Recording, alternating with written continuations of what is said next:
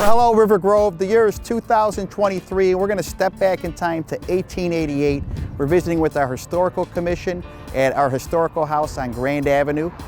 River Grove celebrating its 135th birthday this year. We're very proud of that. So let's look how life has changed. Let's imagine life without automobiles, without television, without plumbing, without electricity.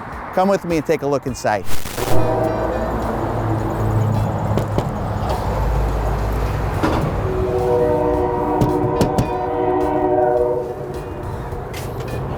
Mayor Guerin, welcome. Good morning. How you doing, Michael? I'm doing fine. I was out here knocking on the doors and the windows. Did you not see me with the Ring doorbell? I heard the knocking at the last time. I must have forgotten to wind the doorbell because I didn't hear it ring. What do you have here? What contraption you got over here? They didn't have the Ring doorbell back then, huh? No, they didn't have electricity in River Grove, so we couldn't have an electric doorbell. This is mechanical. You wind it up, and when somebody presses the bell here, it rings, and then you know you've got guests. And you know you had guests. Well, that's pretty cool. Let's take a look around the rest of the house, Al. Certainly. Now, Michael, you said there's no electricity in the house. None at all. Well, how the heck did you see at night? Well, you use lamps, like this pull-down lamp. That was a kerosene lamp, and you would open it up, light it, and then bring it back, and you'd have lots of light all over the room. Wow, do you have a couple of those throughout the house? We have lots of kerosene lamps throughout this entire portion of the house. Come on, let me show you. Well, look at this room. This is a very nice room. Now, what do you call this piece of furniture? It looks very comfortable. Do you mind if I sit on that? Be my guest. Let me get a little comfort here. Be my guest. What is this called, Michael? A lot of people call it a fainting couch, but it's actually referred to as a recamier. There you go. Very comfortable. Yeah. Very comfortable. You could sleep on it if you wanted to. Yeah. Now, I noticed there's a lot of wallpaper in this room. Why is there a lot of wallpaper? It looks very nice. A lot of wallpaper throughout this entire part of the house. And the reason that we have wallpaper here is that colored paint was very difficult and expensive to buy. And wallpaper was actually the less expensive solution to covering your walls. Okay. So you'll see wallpaper here, you saw it in the hall here, you'll see it in the parlor, and you'll see it in the bedrooms upstairs also. Let's go in the parlor. I want to catch some TV. Yeah. Where's the TV? Well, now remember, we didn't have electricity, and you need electricity for TV. And besides that, TV hadn't been invented yet. So what we have is simple entertainment things like the organ here, where we can play music. Family can have sing-alongs. Is this Bluetooth compatible? It may be, but I don't think it was ever played with Bluetooth. It dates back from the 1880s. Is this virtual reality goggles over here? What is this? People would take a dual picture of something, like the moose in this picture, and take it from different angles so that when you put it back together and you slid this back and forth, you would get a 3D picture of the moose. Okay. And they would have pictures of all sorts of things like the Columbian Exposition, buildings downtown. Well, this is a great room, but let's check out the rest of the house. I think I saw a bedroom on the side over there. You did. Let's go into the master bedroom. This is where Mr. and Mrs. Buckman slept. Where's the closet at? There are no closets. People didn't have that much clothing during this era, and as a result, they just hung their clothes on the hook, and at the end of the day... Oh, perfect. I'm dying of thirst over here. What is this? What do you have in there? This is not for drinking. This is a wash basin and a pitcher. You would fill this with water the night before, let it sit here and get ambient temperature so it was not real cold. Then you'd pour it in the basin in the morning, set the pitcher down, do your washing, empty the basin of course, comb your hair, get yourself ready to go for the day. You got a couple more bedrooms upstairs? Oh, definitely. Let's go check those out.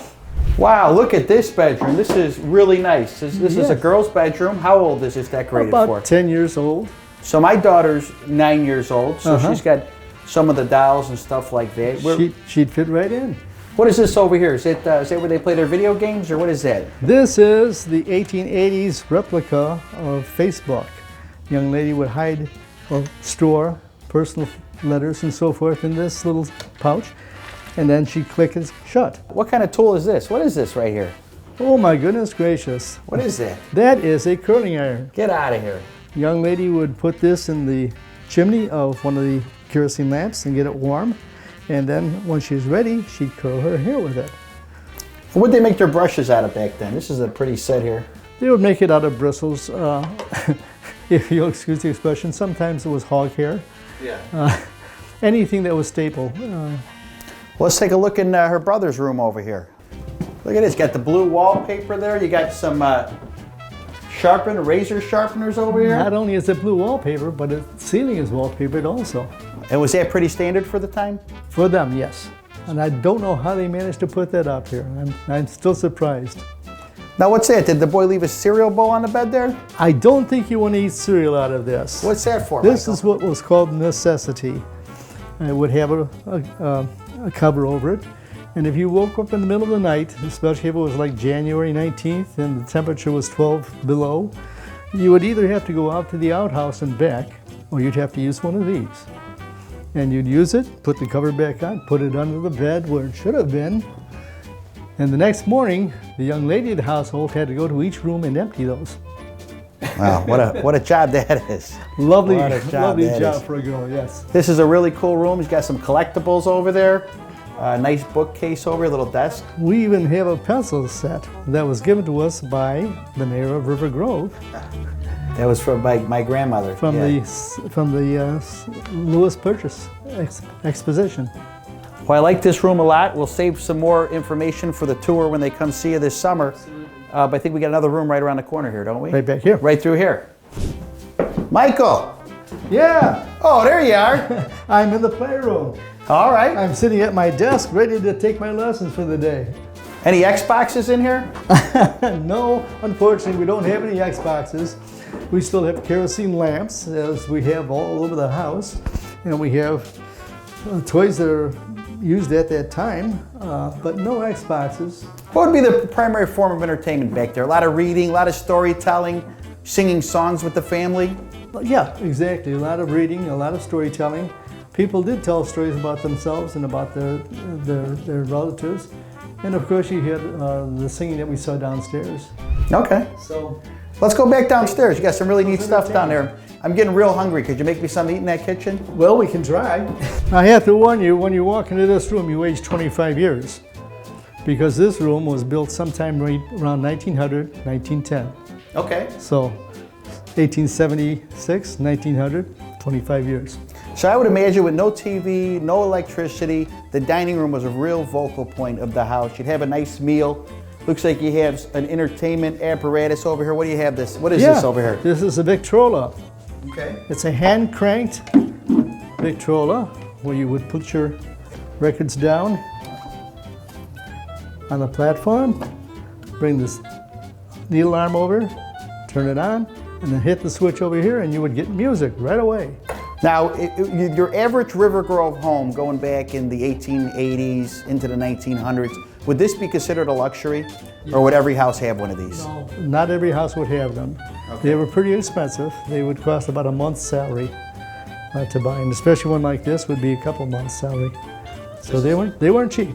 Well, before we hang out and listen to some music, tell me about that lamp, because it's just a real eye grabber right there. That is a neat lamp. Let me show you how it lights. That is a 1910 Thomas Edison electric lamp. And because electricity came to the village in 1908, we actually had this and it was available to the people. So for the first time, they didn't have to light themselves with kerosene lamps. Well, I'm loving this tour, but it's cutting into my lunchtime. Can we make something to eat in this kitchen over here? Yeah, let's go in there. Let me see what I can scrounge up for you on our stove over here.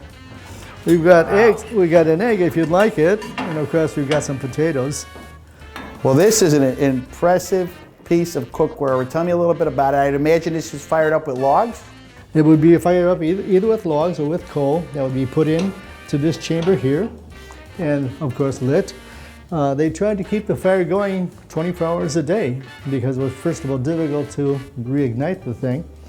Ashes would be caught down in this tray, and you heard about what the young lady had to do for one of her chores. The young man had to make sure that there was plenty of firewood and that the ashes were removed all the time so that mom could cook and make dinner for them and breakfast and so forth. And tell me about this sink over here. The sink is a dry sink right now, and it is filled with a pump that is hooked up to a cistern in the basement, and the cistern is filled from a pump outside. So you had water in the basement ready for Mom anytime she needed to do the dishes and do any other washing. Unfortunately, it's a dry sink, so she would have to empty the water by herself. Now, my grandfather Frank was an ice delivery man. He worked for Jefferson Ice. Is that what he delivered ice to, that box over there? That is where he delivered ice. This is our ice box, and many older people remember to call it an ice box. This is where the ice would be put, and because the ice melts slowly and creates cold air, and cold air falls, it would fall into the container department here, and that's where you would store your eggs and your milk, cream. Exactly. And what do we have here? This is a food pantry? You store all your dry goods? We have a really neat device over here. And I'll let you guess what that might be. I'm going to say you make ice cream with that. No, you're wrong. What is Everybody it? suggests that. This is a bread maker. This is to make your bread. At that time, you couldn't just go to the store and buy a loaf of bread, butternut or whatever. You had to make it at home. And one of the things that the lady and the young lady of the house would always do is make sure that the house had plenty of bread, because that was a staple. Well, this is a great tour of the house, and I'm going to call it just a teaser because there's so much more stuff to check out in this house. And stop by this summer. We post the dates. The Historical Commission, I have great appreciation for our Historical Commission, all the members and everybody involved keeping this house restored. And what an educational opportunity for people in the neighborhood, also our students at the schools.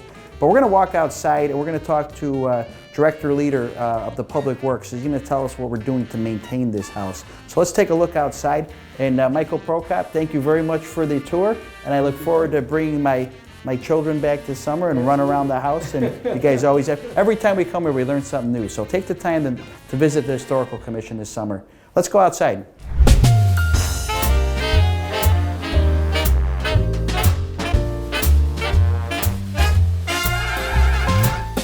We just had a great tour on the inside of the historical house.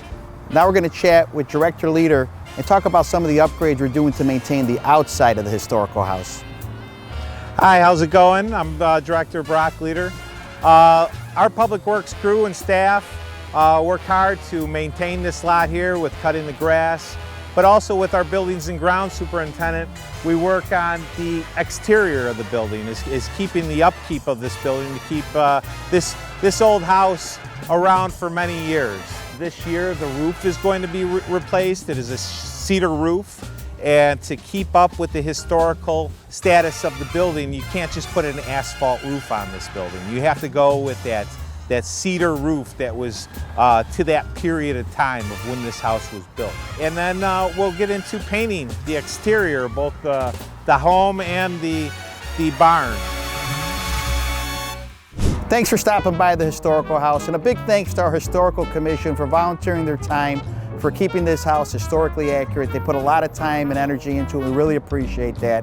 So come by the third Sunday of every month in the summer. Check out our website, our Facebook page, or call 453-8000 to schedule a private tour. We'd love to have you out, and thanks for joining us today.